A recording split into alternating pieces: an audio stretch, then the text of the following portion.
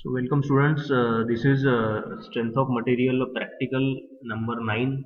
That is the toughness of ductile and brittle material by ISOD impact test. Okay तो यहाँ पर देखिए आप लोग फिर से आ जाएंगे यहाँ पर सॉम वर्चुअल लैब में। सॉम वर्चुअल लैब में आपको यहाँ पर लिस्ट ऑफ एक्सपेरिमेंट दिखेगा और लिस्ट ऑफ एक्सपेरिमेंट में सबसे ऊपर पहला ही प्रैक्टिकल है आइजोड इम्पैक्ट टेस्ट वाला। तो ये इसके ऊपर आप लोग क्लिक करिए तो हम लोग इसका थ्योरी देख लेते हैं थोड़ा सा। तो आइसोड इम्पैक्ट टेस्ट, इम्पैक्ट यानी क्या होता है, this is a failure pattern, impact failure हम लोग बोलेंगे। तो जिसमें क्या होता है कि कोई एक कार जो है 100 किलोमीटर प्रति आवर की स्पीड से आकर कोई पेड़ से अगर टकरा जाती है तो उसको हम लोग बोलेंगे इम्पैक्ट। तो जैसा अगर कोई टफ मटेरियल है, जितना टफ रहेगा मटेरियल उतना ज़्यादा इम्पैक्ट लोड वो झेल पाता है। तो इम्पैक्ट जो प्रॉपर्टी है वो टफनेस मेजर करने के लिए हम लोग यूज़ करते हैं। ठीक है, तो इम्पैक्ट प्रॉपर्टी हमको बताती है कि कोई मटेरियल कितना टफ है। तो यहाँ पर पर्टिकुलर हम लोग कोई मटेरियल कितना टफ है ये हमको इससे पता चलेगा। तो उसके लिए हम लोग इम्पैक्ट टेस्ट परफॉर्म करते हैं। तो इम्पैक्ट टेस्ट परफॉर्म करने के लिए हमारे पास है इम्पैक्ट टेस्टिंग मशीन। तो ये इम्पैक्ट टेस्टिंग मशीन आप लोग देख लीजिए। इसमें कैसा है कि ये पर्टिकुलर जो है इसको हैमर बोला जाता है। और ये हैमर जो है यहाँ पर आप लोग देखेंगे कि मटेरियल जो है एनविल के ऊपर लगा रहेगा यहाँ पर, जिसको हमको टेस्ट करना है। और यहाँ से ये हैमर का एंगल जो है 90 डिग्री है, जो कि एक हेवी होता है। हैमर आपको पता है हेवी होता है और वो हैमर से हम लोग कीले ठोकते हैं तो वो एक इम्पैक्ट लोड हम लोग उसके ऊपर दे रहे हैं। तो यहाँ पर ये हैमर क्या करने वाला है, यहाँ से निकल कर सीधा जाएगा और ये टकराएगा यहाँ पर अपने स्पेसिमन से, और स्पेसिमन जो है टूट जाएगा। तो यहाँ पर जो है ये डायल इंडिकेटर जो है यहाँ पर स्केल जो लगा हुआ है, यहाँ पर हमको पता चलेगा कि वो उसने मटेरियल ने कितना इम्पैक्ट लोड झेला हुआ है। ठीक है ना। कोई मटेरियल अगर सॉफ्ट है तो वो जल्दी टूट जाएगा, हैमर जो है उसको तोड़ के आगे बढ़ जाएगा जल्दी से। और कोई मटेरियल अगर हार्ड है तो हैमर जो है वहां पर टूटने के बाद उसका स्पीड जो है वो कम हो जाएगा। तो उससे वो हम लोग एनर्जी कैलकुलेट कर लेते हैं। तो ये काइनेटिक एनर्जी जो है हैमर की वो कितना एब्सॉर्ब कर लिया मटेरियल ने, हमको यहाँ से पता चलता है। ठीक है, तो ये जो टेस्ट है ये दो प्रकार से परफॉर्म की जाती है, एक तो आइजॉड और दूसरा चारपी करके। ठीक है ना। तो आइजॉड और चारपी में क्या डिफरेंस है, हम लोग जब चारपी देखेंगे तो हम बताऊंगा मैं। तो फिलहाल आप लोग यहाँ पर देखिए आइजॉड के अंदर अपना जो जॉब है वो किस प्रकार से आपको बनाना है। आपको जो भी मटेरियल लेना है उसको क्या करना है, आपको 10 बाय 10 के क्रॉस सेक्शन में उसको, उसका लेंथ रहेगा 75 mm से 75 mm का लेंथ रहेगा और 10 बाय 10 का उसका क्रॉस सेक्शन रहेगा। और यहाँ से ठीक कुछ डिस्टेंस पे, यानी सेंटर पे नहीं लेना है, आपको ध्यान में रखिए। यहाँ से सेंटर से थोड़ा पहले एक वी शेप का 45 डिग्री का वी शेप का एक नॉच वो मटेरियल के ऊपर आपको देना है। तो वी शेप का एक नॉच आप लोग वहां पर दे देंगे उसको। ठीक है ना। और उसका डेप्थ देखिए आप लोग, एक लगभग ये 2 से 3 mm का डेप्थ रहेगा। ठीक है, तो इस प्रकार से 2 mm का यहाँ पर डेप्थ जो देने के बाद इस प्रकार से आपका ये स्पेसिमन तैयार हो गया है। और स्पेसिमन तैयार होने के बाद यहाँ पर आप लोगों को ये स्पेसिमन को मशीन के ऊपर लोड करना है। ठीक है ना। सो ये पर्टिकुलर टेस्ट होने के बाद हमको पता चलेगा कि कोई मटेरियल कितना टफ है। ठीक है, हम लोग चलते हैं सिमुलेटर के अंदर। सिमुलेटर में ये इम्पैक्ट टेस्टिंग मशीन है यहाँ पर, फिर से देखिए। और इम्पैक्ट टेस्टिंग मशीन में हमारा वर्क पीस रेडी है, डायल इंडिकेटर, हैमर, यहाँ पर एनविल है और ये लीवर है जहाँ से ये हम लोग इसको ऑपरेट करेंगे। तो आगे बढ़ते हैं। This is cast iron and mild steel two specimens are there. Cast iron जो है ये एक ब्रिटल मटेरियल है और माइल्ड स्टील जो है ये एक डक्टाइल मटेरियल है। तो हम लोग ब्रिटल और डक्टाइल मटेरियल के लिए टेस्ट परफॉर्म करने वाले हैं। तो पहले हम लोग लेते कास्ट आयरन। तो कास्ट आयरन का ये लेंथ ले लिया, उसका देखिए डेप्थ लगभग जो है 10 के आसपास ही है ना। एग्जैक्ट 10 होना पॉसिबल नहीं, तो 10 के आसपास है। और ये अपना नॉच का डेप्थ यहाँ पर ले लिया 4 mm का। आगे बढ़ते हम लोग, ये लीवर छोड़ना है। यहाँ पर हम लोगों ने ऑब्जेक्ट को लोड कर दिया और हमको ये लीवर छोड़ने का पता चलेगा कितना एनर्जी एब्सॉर्ब कर लिया कास्ट आयरन। देखिए यहाँ से वो मटेरियल तोड़ दिया।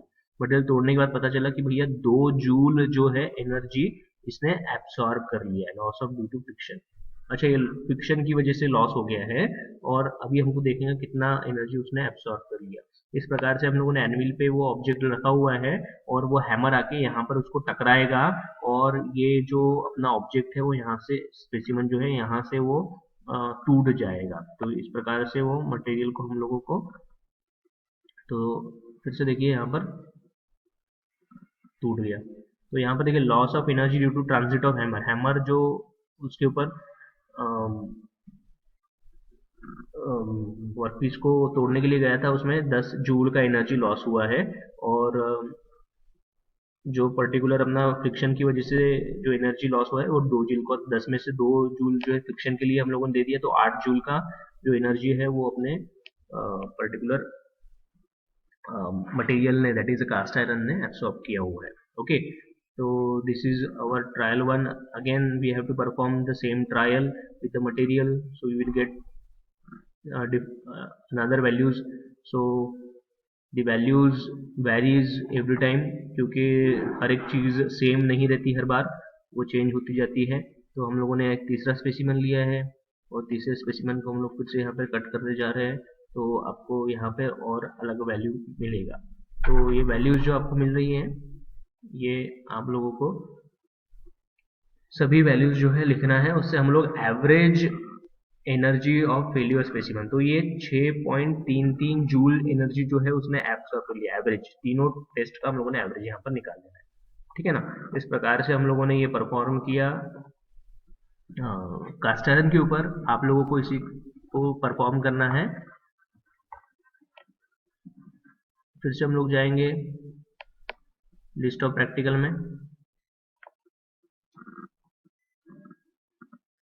लिस्ट ऑफ प्रैक्टिकल में जाके आपको 4P के लिए इसको परफॉर्म करना है। तो 4P में देखिए आप लोग जो अपना वर्कपीस है वो आइजोड में हम लोगों ने वर्टिकल रखा था, 4P में आपको रखना है हॉरिजॉन्टल, है ना। 4P में आपको वर्कपीस रखना है हॉरिजॉन्टल, और जो आपका वर्कपीस रहेगा वो आपका सेम वर्कपीस है, बट यहाँ पर जो नॉच बनेगा वो सेंटर में बनेगा। जितना भी आपने लेंथ लिया 55 mm का लेंथ है, तो उसका सेंटर में आपका नॉच बनेगा। ठीक है, 10 बाय 10 mm का रॉड लिया है और उसके सेंटर में आप लोगों ने नॉच बनाना है। ओके, इस प्रकार से। और आप लोगों को ये कुछ एक 4P टेस्ट है जो परफॉर्म करना है। जो अपना आइजोड टेस्ट था और 4P टेस्ट में एक तो आप लोगों ने देखा कि वर्कपीस का थोड़ा चेंज रहेगा, दूसरा चेंज है हैमर की पोजीशन का। तो आइजोड में हैमर का पोजीशन जो था 90 डिग्री पे था, यहाँ पर वो 120 डिग्री पे आपको रखना है। तो यहाँ पर देखिए ये जो हैमर है पहले यहाँ पर 90 डिग्री पे था आइजोड में, यहाँ पर वो 120 डिग्री पे है। तो आपको ये डिफरेंस ध्यान में रखना है। दो चीजें, एक तो स्पेसिमन के बारे में, सेंटर में बीच नॉच है और स्पेसिमन जो है हॉरिजॉन्टल प्लेस करना है आपको, और दूसरा हैमर के बारे में जो कि 120 डिग्री पे है। तो यहाँ पर हम लोग देखते हैं कि फ्रिक्शन की वजह से इसमें कितना लॉस है। मैं लीवर छोड़ देता हूँ तो यहाँ पर पता चलता है कि 1 जूल का जो है फ्रिक्शन में, यहाँ पर बियरिंग वगैरह लगा हुआ है ना, तो उसमें जो फ्रिक्शन लॉसेस हो रहे हैं वो यहाँ पर हम लोगों ने मेजर कर लिए।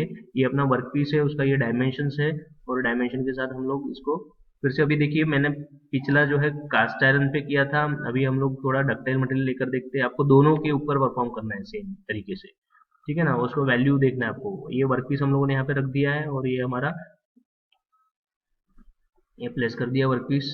आगे बढ़ते हैं।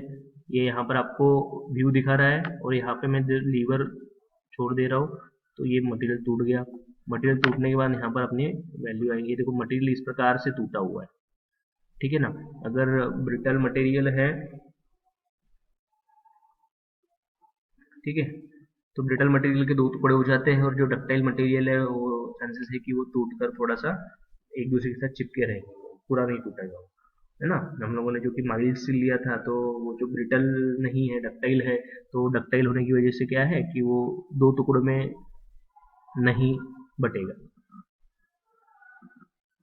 ठीक है, स्पेसिमन अनदर ट्रायल टेस्ट। फिर से आपको वही टेस्ट करना है। हैमर जाएगा उसको तोड़ देगा। हैमर तोड़ने के बाद देखो, this is a chance in a ductile material that they may have connected after failure, but brittle जो है वो दो टुकड़ों में बट जाएगा। तो आपको ये फेल्यूर से पता चलेगा कि डक्टाइल और ब्रिटल मटेरियल किस प्रकार से पहचाने जाएंगे। फिर से ये थर्ड ट्रायल में फिर से वर्कपीस हम लोगों ने प्लेस कर दिया, और यहाँ पर फिर से लीवर छोड़ के हैमर जो है उसको तोड़ देगा। तो इस प्रकार से ये तीन ट्रायल्स हम लोगों ने किए हुए हैं, जिसमें आप लोगों को अलग अलग एनर्जी मिला है।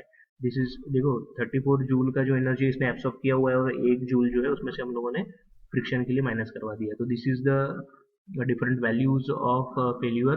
तो यहाँ पर हम लोगों को जो है 36.5 जूल जो है एनर्जी इसके अंदर मटेरियल के अंदर एब्सॉर्ब हुआ है। तो इस प्रकार से ये 4P और आइसोट टेस्ट परफॉर्म किया जाता है। आपके पास